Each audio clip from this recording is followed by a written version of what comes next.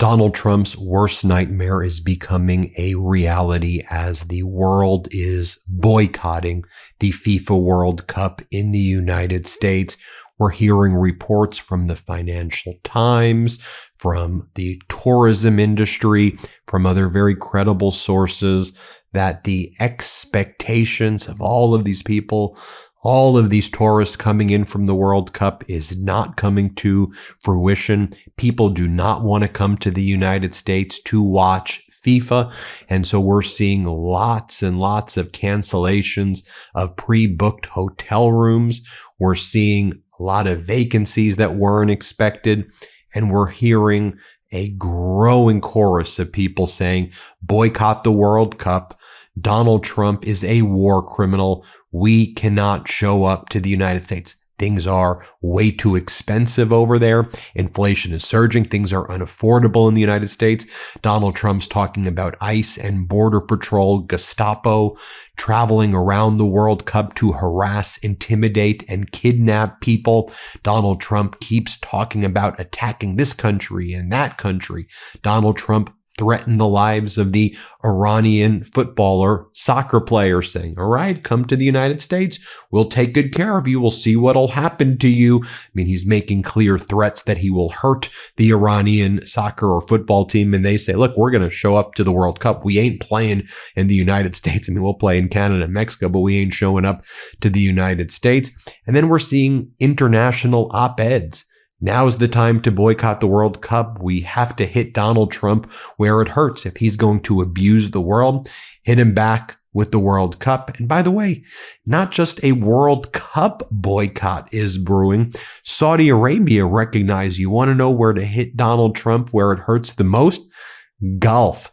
Right? Saudi Arabia's sovereign wealth fund is behind the LIV Golf tournament and the LIV League. Remember the big golf league that consumed all of professional golf, and it was funded by Saudi Arabia.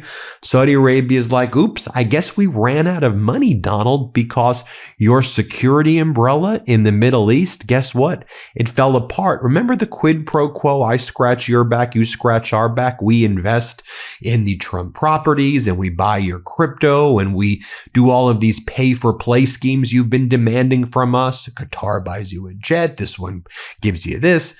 Remember that? Yeah, you didn't take care of us. Not only that, you and Netanyahu went it alone. You invaded Iran unlawfully, didn't tell us, and you've destroyed our economy. So MBS, the crown prince of Saudi Arabia, is like, out of luck here, just don't have enough money to keep on funding LIV, which means that all of these golfers who left the PGA originally, remember, and they signed up for LIV, and now, they're like, well, what are we going to do right now? And so he who giveth taketh away. Let's go through these facts step by step, though, so you can see what is going on right here. Here was the headline from the Daily Beast earlier in the day.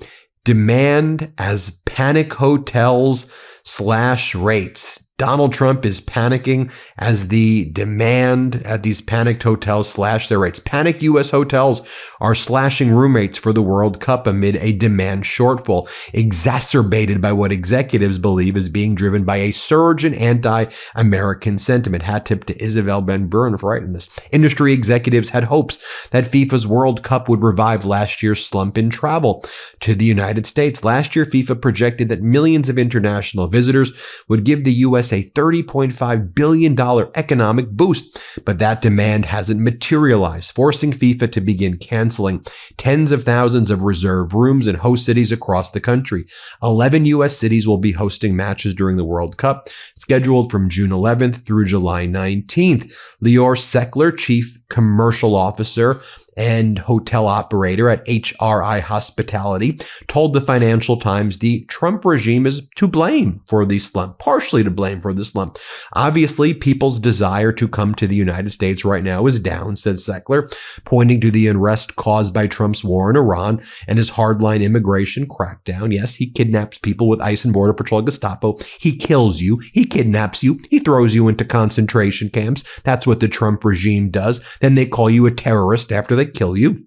FIFA may ask Trump to pause immigration and customs enforcement raids during the tournament this summer, The Athletic reported. Aaron Ryan, director of industry studies at research group Tourism Economics, agreed, saying that pre-existing anti-U.S. sentiment amid the second Trump administration has been made worse by the Iran war. I'm seeing a lot of people start to panic and lower their rates. Scott Yesner, founder of Philadelphia-based short-term rental and boutique hotel management company Bespoke Stay, told the publication. The Daily Beast contacted FIFA for comment, and they did not comment. And then, of course, FIFA gave Donald Trump that ridiculous peace prize back in a few months ago. And then Donald Trump just said, you know what, I'm going to invade the entire world and I'm going to commit this war crime and that war crime. Donald Trump, the war criminal now, as Jorgen Naudit explained back on March 22nd, 2026, when Donald Trump posted the following. Jorgen Naudit said, "Do you have a ticket for the World Cup in the USA? Sell it." Donald Trump posted back on March 22nd.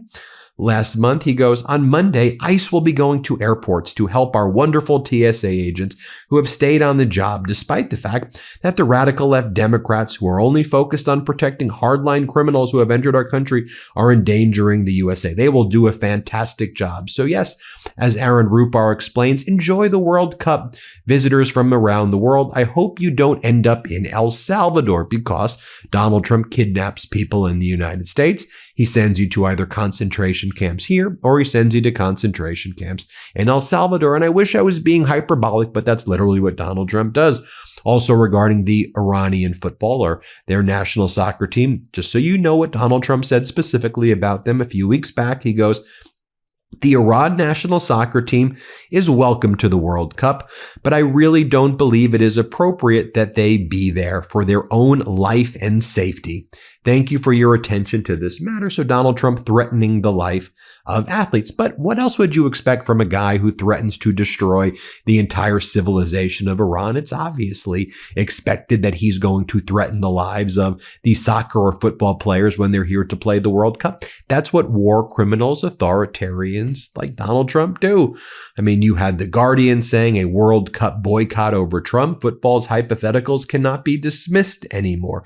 Unprecedented times call for previously unthinkable conversations when it comes to the U.S.-shaped problems. And then we heard, of course, from European officials calling for the boycott as well. We heard from top German officials who were very influential in the World Cup, saying that they would do these boycotts. You may recall a senior German politician suggested Germany could boycott in 2026. Jürgen Hart said the idea is meant to pressure Trump, noting how important the tournament is for him. You're going to threaten to invade Greenland? Yeah, we're not going to show up to the World Cup. How about a senior figure in German football by the name of Oak Gottlich, a vice president of German's Football Association? He's saying that, look, at the end of the day, based on Donald Trump's behavior, seems like the only logical decision is to boycott it. This is British comedian and actor John Bishop calling for a boycott. Here's what he had to say. Play this clip. My feeling is boycott it.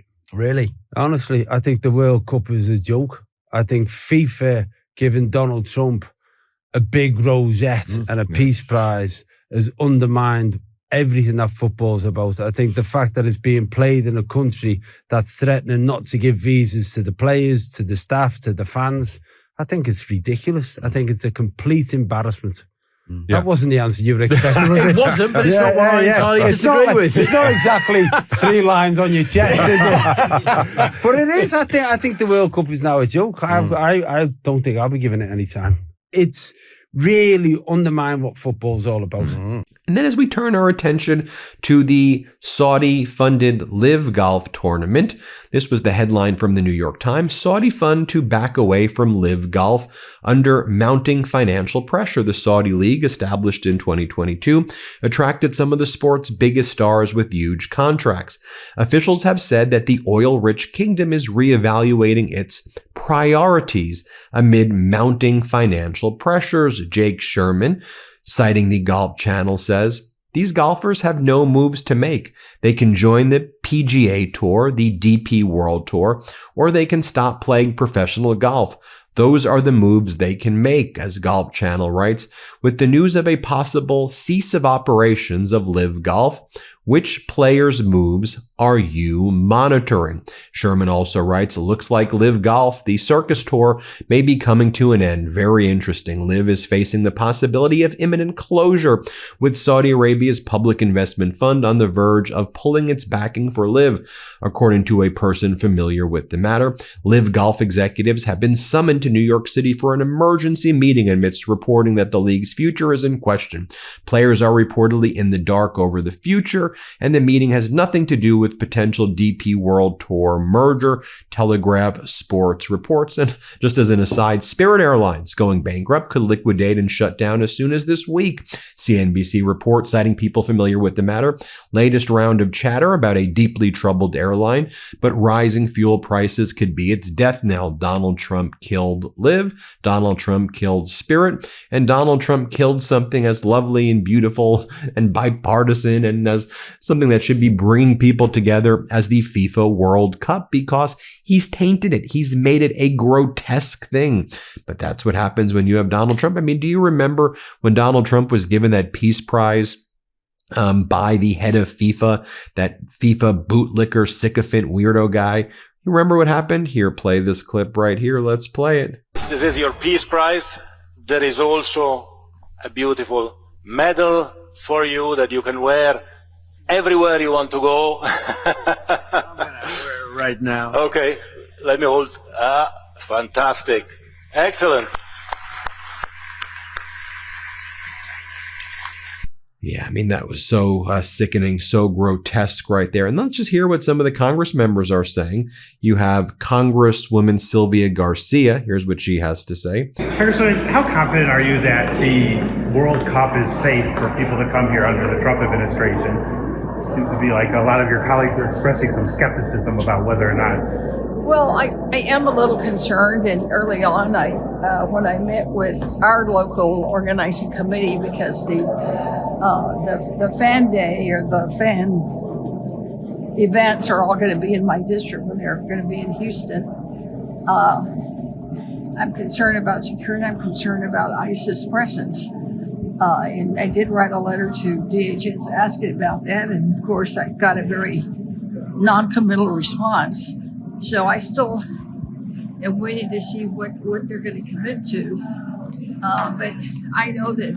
So they haven't committed to not being there? Not that I recall. Okay. But I know that our mayor's working hard with all the different regional task forces and the regional law enforcement to make sure that they do their job. So, but I guess, what would your message be to people who are coming from all over the world? Then should they come? Is it safe? It seems like a lot of people have seen what's going on and are very concerned. Well, I think they should come. They should come to Houston. We're a welcoming city, and I know our mayor will do everything possible to make sure that they have a good and safe event. Then you have Congressional World Cup caucus member Nellie Powell. Here's what she has to say to our team. Let's play this clip. So, Congresswoman, what are some of your concerns moving toward the World Cup in 77 days or so? Now that the funds have been released to secure the venues and yeah. Well, first of all, let me just say they finally did what they should have done a long time ago. If you really go back to their very own, when I'm talking about they, I'm talking about DHS. When the Department of Homeland Security, when you go to their very own website, their website said back in August that they were going to be able to release those funds in September 30th of 2025. So by their own admission, they were obviously, not only did we provide them, we being Congress provided them the $625 million in order to fund the security and for all of the host cities, but they then were much delayed. Back in January, once again, the alarms went off. We've been talking about it. finally, they just handed or released the funds, I should say, that was long in coming. The games are upon us, practically upon us in 7 days. I know that we really want to make sure that everything's in place. And lastly, what I would say, I want to make sure that immigration, and particularly ICE, when I say immigration, I'm referring to ICE itself, that they are absolutely not going to create any kind of chaos for any of the games that are going around and through the entire country, but especially in my very own district of that of MetLife, which is scheduled to take place soon. And I guess since the funds weren't approved or weren't distributed on time, through your work on the World Cup caucus, is the World Cup safe? Like, are you confident that it's going to be safe for people to travel here from around the world to see these games? That is exactly what we will absolutely be working towards, making sure that fans and spectators and community residents and all of our constituents that are super excited about being able to participate and see the World Cup, that they're able to do that, not feeling concerned or fearful of any actions that ICE can in fact do. We know the chaos that they have been able to create. We want to make sure that they are staying far away from doing that. We will be secured. That I can assure you.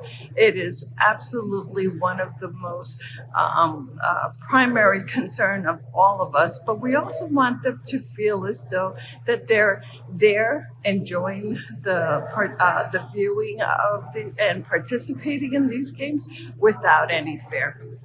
Well, there you have it, folks. Let me know what you think. Hit subscribe. Let's get to 7 million subscribers. Thanks, y'all, for watching. Have a good one. Thanks for watching. Be sure to add the MeidasTouch podcast on Apple Podcasts, Spotify, or wherever you get your podcasts for new updates every single day.